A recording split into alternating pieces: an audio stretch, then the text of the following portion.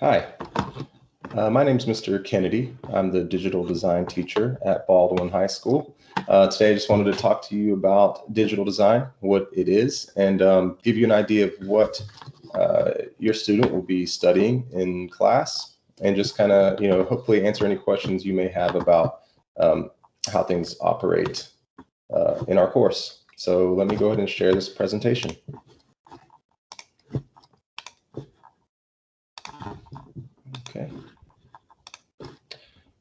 Okay, so digital design. I like to start the year off every year by telling students that we are living in an increasingly digital world. And digital designers play a huge role in what that world will look like.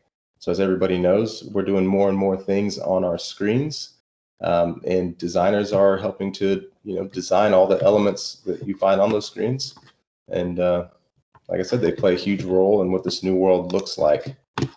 So we'll be following a lot of the same principles of graphic design, but just gearing them more towards graphic designs that you would see on a digital screen. So for example, we'll be making logos, making digital posters, social media banners and headers, web page layouts, advertisements, and much more. There are a lot of fun tutorials that we'll be getting into throughout the year.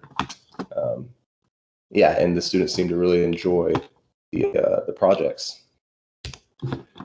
Outside of just some of the projects, we will be working towards becoming Adobe Certified.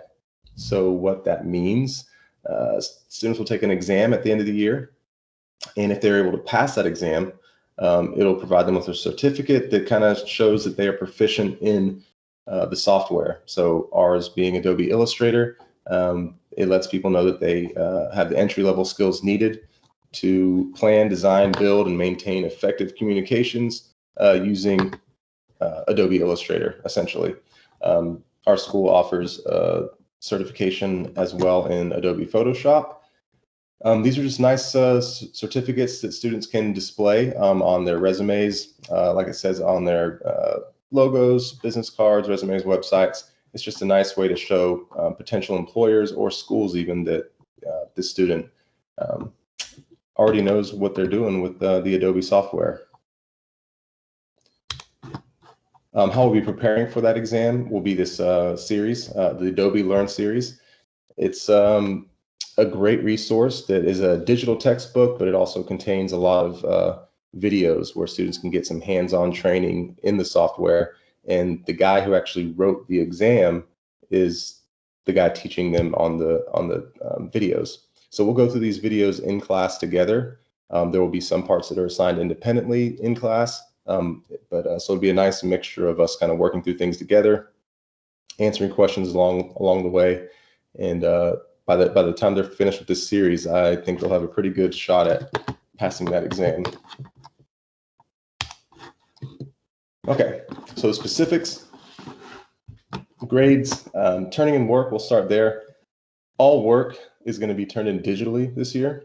Let's just say, at least 99% of it. So if it's a project through Adobe Illustrator or any other software, it's going to be uploaded to Focus. There will be an assignment, that will match the name of the project. It'll be nice and easy to find. We've already gone through this process with the students, so they should be familiar with it. They'll be uploading that work through Focus. If it's something more of a question-based assessment or test or exit slip, this will be completed in Teams through the Microsoft Forms program. Okay, and so far students all seem to be familiar with how that works, and we've been able to accomplish that nicely so far. The grading policy is pretty standard. As far as the percentage-wise goes, the percentage breakdowns are the same as the students are familiar with. The only difference with my class is I will be grading things on a 4-point system as opposed to 100 points per assignment. So each assignment will be 4 points. It'll still break down the same way though. So for example, if a student scores a 3.8, according to how they performed against a rubric, that 3.8 out of 4 will be a 95%, which still falls in that A. If they get 3.5 out of 4, that'll be a roughly 87%, which will fall in the B category. So same percentages, just a little bit different as far as how I put them in. Each grade will be worth 4 points. And there's a lot of research behind that. I've decided to make that move this year to try it out. I think it'll be a nice, fair way to assess the students' progress. Tutoring. I'm at the school at least, an hour each day, 2:30 to 3:30, Monday through Thursday. This is something students will need to schedule in advance just to make sure I'm not going to be in a meeting or, possibly if I'm coaching during the running season. We need to just make sure we schedule these things. I can meet digitally through Teams, or I can also meet in person in my classroom. Again, just as long as the student schedules it with me, lets me know they're coming, I have no problem working most days Monday through Thursday to help students with anything they may be struggling with. As far as contact, one of my favorite ways for students to contact me since we've been using Teams is in the @mentions in our digital discussion channel. So this is a really cool way to get a hold of me because it does send me a notification, but it also, if I'm busy teaching or if I can't get to their question immediately, other students will also see this in that channel, and other students might be able to help them out before I can even get to them. I will still make sure, I will confirm whether that student who helped was right or wrong, but it's just a nice way to maybe get some extra information while they're waiting on me to respond. But email works as well. So two good ways to get in contact with me is an @mention on Teams or just sending me an email, which I'll provide at the end of the presentation. Missing days and makeup work.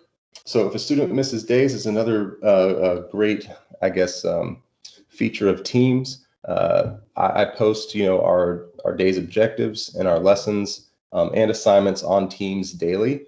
It's organized by date.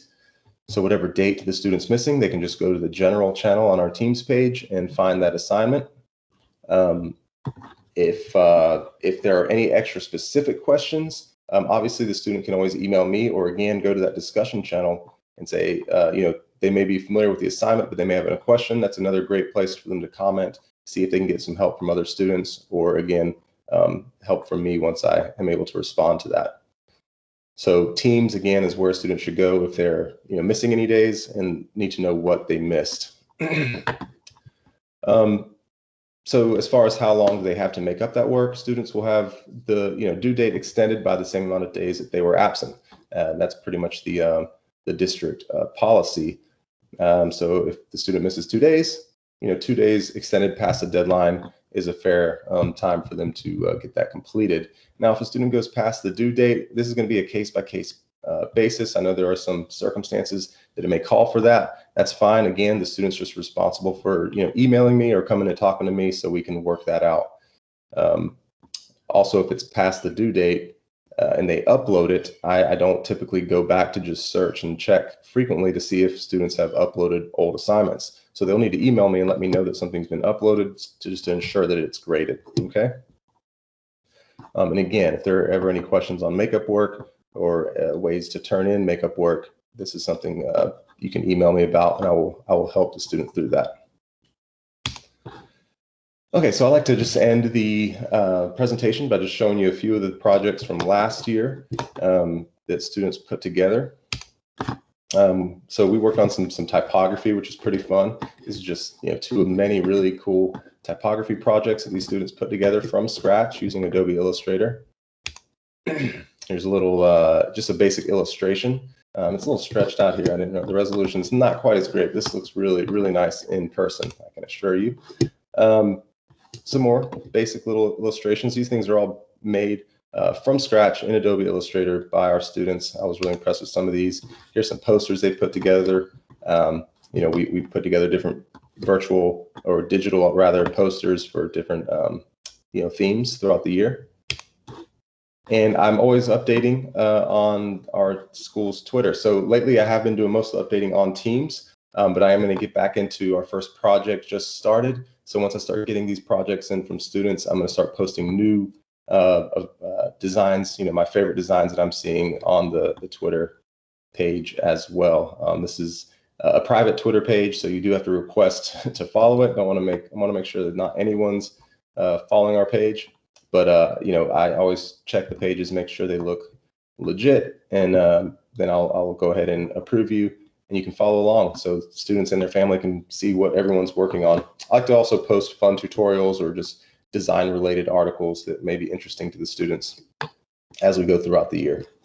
And again, this isn't a requirement. It's just a fun thing if you would like to kind of follow along and see what the students are working on. Okay, so any questions or comments, please feel free to email me anytime, kennedyr2@duvalschools.org. I'll get back to you as soon as possible. I check my email quite frequently. So yeah, thanks for watching the presentation, and I look forward to this school year and teaching your students all about digital design. Thank you.